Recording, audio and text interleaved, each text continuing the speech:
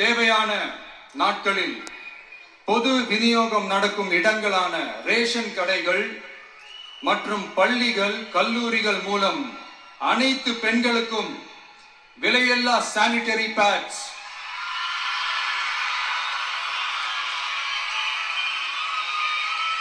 வழங்குவது உறுதி செய்யப்படும். இது ஏன் சொல்றேன்னா, இது இப்போது ஒழுங்கா நடக்கிறது இல்லை. அதனாலதான் அதை அழுத்தி சொல்றேன்.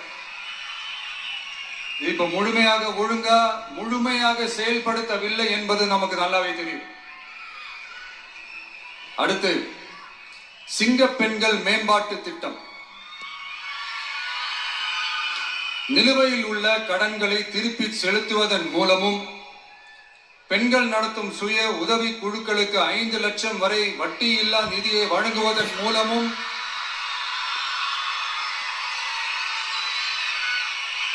சுய உதவி குழுக்களின் உற்பத்தி திறன் மேம்படுத்தப்படும்.